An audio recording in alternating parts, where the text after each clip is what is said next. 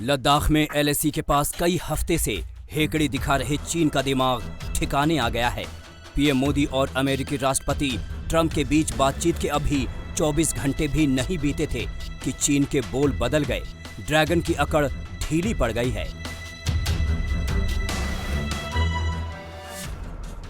चीन की हेकड़ी गुम, गलवान घाटी में पीछे हटा ड्रैगन। चीनी सेना 2 किलोमीटर पीछे हटी। लद्दाख के गलवान घाटी में भारत और चीन के बीच तनाव कुछ कम हो गया है। यहां चीनी सेना करीब 2 किलोमीटर पीछे हट गई है।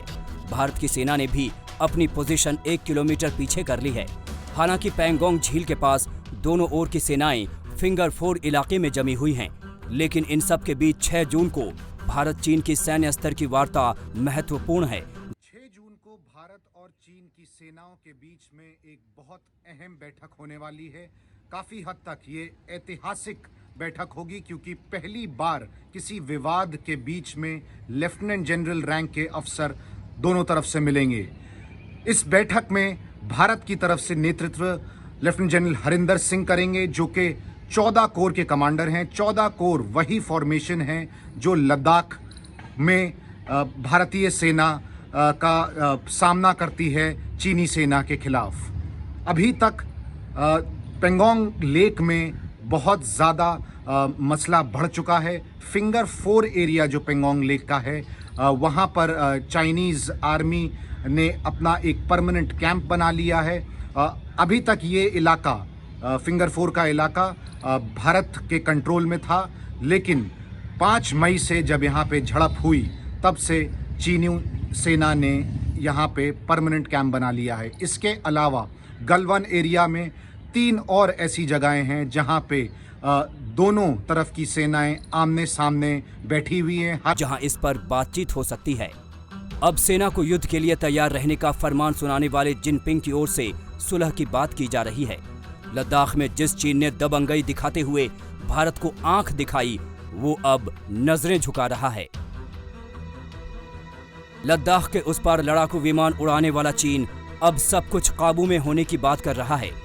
चीन के विदेश मंत्रालय के प्रवक्ता झाओ लिजियान के सामने एक सवाल क्या उठा कि उनकी जुबान से शांति के फूल झड़ने लगे। उनसे पूछा गया कि भारत चीन की तनातनी के बीच पीएम मोदी और राष्ट्रपति ट्रंप के बीच टेलीफोन पर हुई बातचीत को लेकर चीन का क्या कहना है।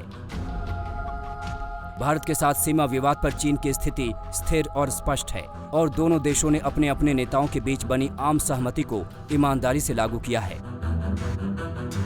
इससे पहले राष्ट्रपति ट्रंप ने दोनों देशों के बीच समस्या को सुलझाने के लिए मध्यस्थता का प्रस्ताव रखा था। उन्होंने तो यहाँ तक कह दिया था कि पीएम मोदी से बातचीत के बाद पता चला कि इस विवाद को लेकर उनका मूड खराब है। Yeah, they have a big conflict going with India and China. Is that what you're talking about? Yeah? Yes. They have a big conflict going with India and China. 2 countries with 1.4 billion people. 2 countries with very powerful militaries. And India's not happy and probably China's not happy. I would do that. You know, I would do that if they thought it would help. If I were the mediator or the arbiter, I would do that. So we'll see that. मध्यस्थता के प्रस्ताव को भारत ने सिरे से खारिज कर दिया, लेकिन राष्ट्रपति ट्रंप ने अपने रणनीतिक साझेदार भारत के साथ खड़े होने के सबूत दे दिए। मंगलवार को पीएम मोदी से ट्रंप ने टेलीफोन पर लंबी बातचीत की। वहीं भारत को G7 की सदस्यता का न्योता दिया और पीएम मोदी से कहा कि वो सितंबर में होने वाली बैठक में शामिल हों। पीएम मोदी ने कहा कि कोरोना से बाद की वैश्विक व्यवस्था में भारत अमेरिका की बातचीत महत्वपूर्ण होगी। इस बातचीत से चीन में खलबली मच गई है। कोरोना पर पूरी दुनिया में उसकी कूटनीतिक घेराबंदी की जा रही है। ऐसे में वो भारत से तनातनी कम करना चाहता है। उम्मीद है 6 जून को जब लेफ्टिनेंट जनरल स्तर पर बातचीत शुरू होगी तो उसका गुरूर और टूटेगा।